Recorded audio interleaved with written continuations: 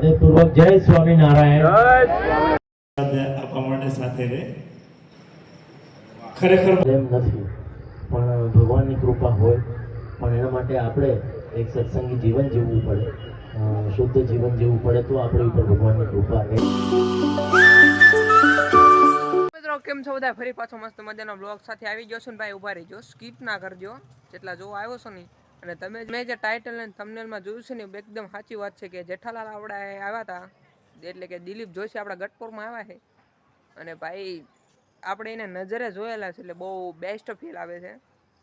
એટલે મારે તમને બહુ વાત નથી, ડાયરેક્ટ હું તમને બતાવી દઉં. અને અત્યારે હું અત્યારે સવારે વાત કરું, એટલે સવારે બ્લોગ બનાવું છું ને. કાલે રાતે આપણે આવ્યા હતા તો આપણે વિડીયો ઉતાર્યા છે, તો તમે જોયા રાખો, બધી જ ક્લિપ નાખી દઉં છું કારે.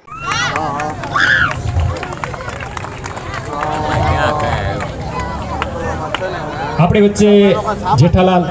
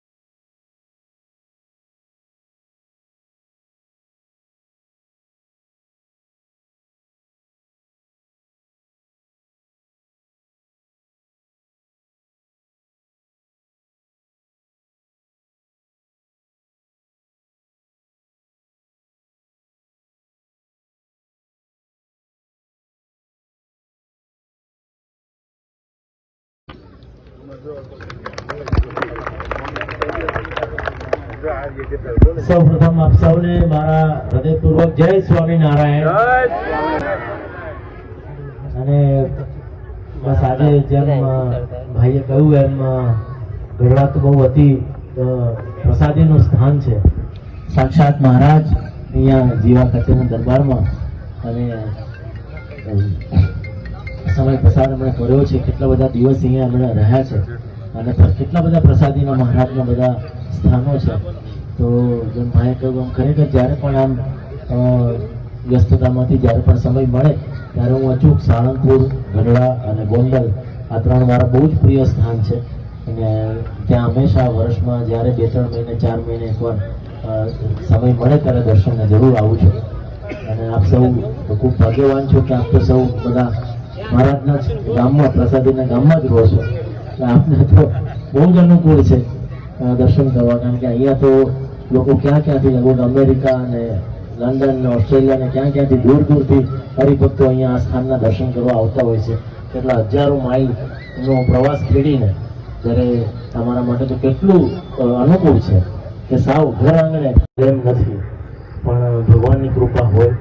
પણ એના માટે આપણે એક સત્સંગી જીવન જીવવું પડે, શુદ્ધ જીવન જીવવું પડે, તો આપણી ઉપર ભગવાનની કૃપા રહે. એટલે એના માટે ખાસ તો બસ આજની જે યુવા પેઢી છે એને ખાસ તો મારે કહેવાનું કે ભાઈ વ્યસનથી દૂર રહેજો.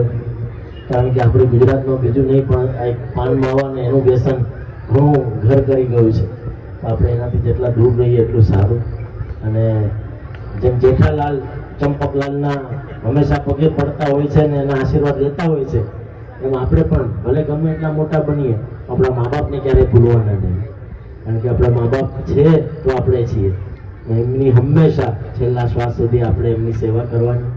અને બસ ભગવાન સ્વામિનારાયણ અને પરમ પૂજ્ય પ્રમુખ સ્વામી મહારાજ, પરમ પૂજ્ય પ્રગટ ગુરુ હરિ મહંત સ્વામી મહારાજના આશીર્વાદ આપ સૌ પર હંમેશા હંમેશા રહે, એ જ આજે પ્રાર્થના. જય સ્વામિનારાયણ.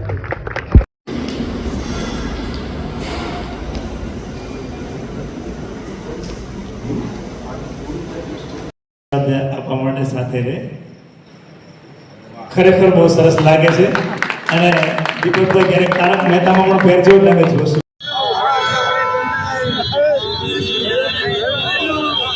આપણા દિલીપ જોશી એવા જેઠાલાલ આપણા ગઢપુરમાં પધાર્યા હતા ભાઈ, ને એ બધી જે અમુક ક્લિપો છે ને એ કંઈ મારા ફોન નથી, બહારના લોકોની છે. બીજાની છે એમ તો મેં જોયા હતા, કારણ કે કારમાં બેઠા હતા.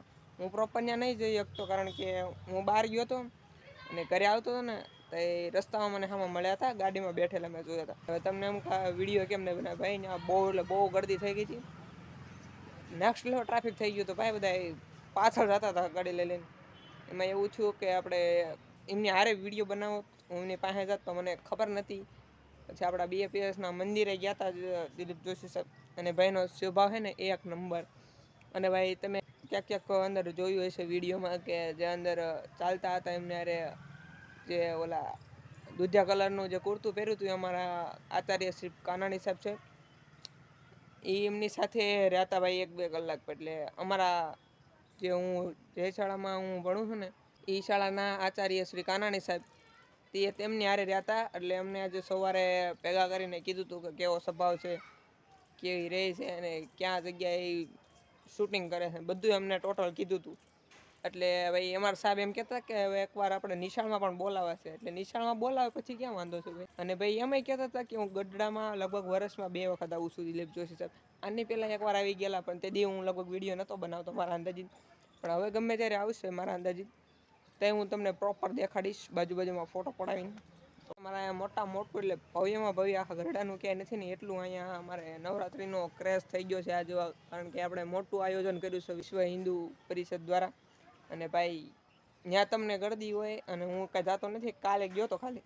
તો આજ રાતે હું તમને બતાવીશ ત્યાંનું ટ્રાફિક, અને ત્યાં રોજ ગાયક કલાકાર આવે છે ને ભવ્ય આયોજન થાય છે. આજે આપણે ન્યાય પણ જઈશું.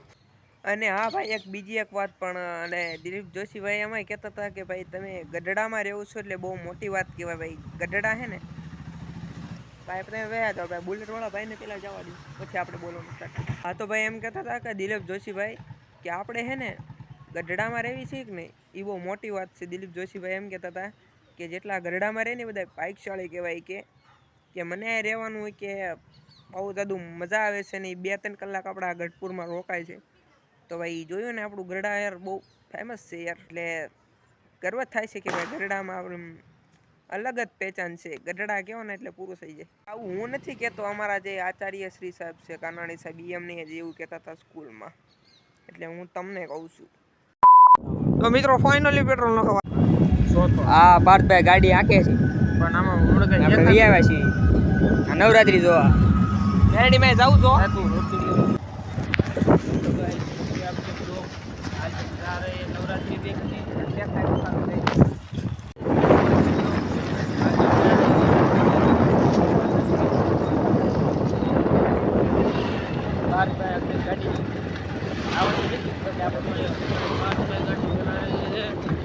મિત્રો અમારું ત્રિપુટીને ગ્રુપ જાય છે, ગાડી ચાલુ છે અને અમે બાકાજીકી બોલાવી છે. કેમેરામેન પકડો ફોન, પાડતો નહીં પાછો. તમે નવરાત્રી જોવા જઈ રહ્યા છીએ લાડુ ઉતારવા. ફાઇનલ અમારું રજીસ્ટ્રેશન આવી ગયું છે. બોલો જય મેરડી માની જય.